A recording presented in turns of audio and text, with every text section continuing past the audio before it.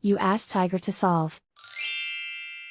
This deals with linear equations with one unknown.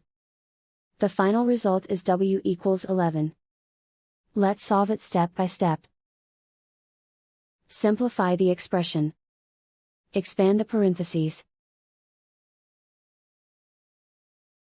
Group all constants on the right side of the equation. Subtract 8 from both sides. Simplify the arithmetic.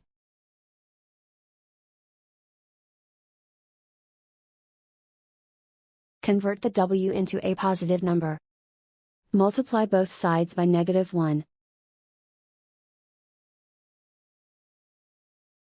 Remove the ones. Simplify the arithmetic.